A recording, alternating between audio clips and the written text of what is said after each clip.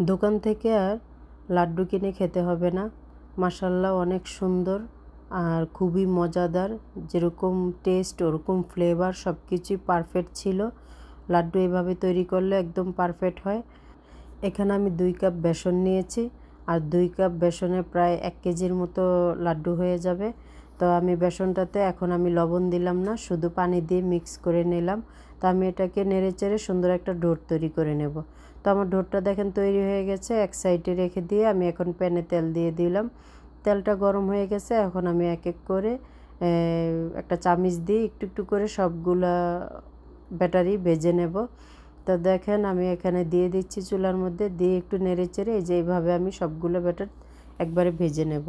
তো ভেজে আমি ঠান্ডা করে নেব। এই দেখেন আমি ভেজে ঠান্ডা করে নিয়েছি। এখন এগুলাকে আমি একটু ছোট ছোট টুকরো করব, মাঝখানে ভেঙে দিয়ে ছোট ছোট টুকরো করে আমি ব্লেন্ডারে ঝাড়ে দিয়ে দিব। তো সবগুলো এইভাবে ভেঙে দিয়ে আমি ব্লেন্ডারে ঝাড়ি দিয়ে ব্লেন্ড করে নেব। তো দেখেন এখন ব্লেন্ড হয়ে গেছে। মাশাআল্লাহ দেখতে কি সুন্দর লাগতেছে, মনে হচ্ছে পাউরুটির ব্রেড গাম হয়েছে। তো এরকম লাগতেছে দেখতে।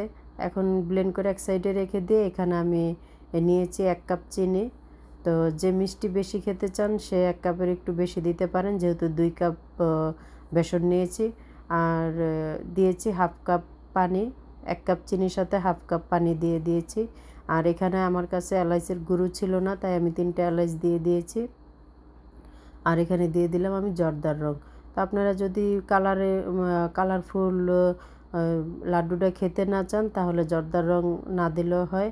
অনেকে জর্দার রং দেয়, আমি জর্দার রং দিয়েছি, আবার অনেকে ফ্রুট কালার দেয়। তো এখানে দেখেন এক এক তারের মতো উঠেছে। অত তারের মতো উঠলে বেশি ভালো হবে না, তাই একটু আঠালো ভাব হয়েছে। তখনই আমি দিয়ে দিলাম বেসনের ব্রেড গামটা। তো বেসনের ব্রেড গামটা দিয়ে একটু নেড়ে চেড়ে নেব। আর এখানে দিয়ে দিলাম 2 টেবিল চামচের মতো ঘি। এই ঘিটা একদমই স্কিপ করা যাবে না, অবশ্যই অবশ্যই আপনাকে দিতে হবে। তো আমি এখানে ঘি দিয়ে দিলাম। ঘি দিয়ে মাশাআল্লাহ একটু নেড়ে চেড়ে নিলাম। দেখেন দেখতে কত সুন্দর লাগতেছে।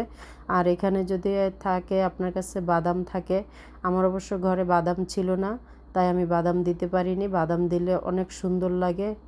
দেখেন লাড্ডুর মিশ্রণটা রেডি হয়ে গেছে। এখন আমি 10 মিনিটের জন্য ঢেকে রেখে দিয়েছিলাম চুলাটা অফ করে।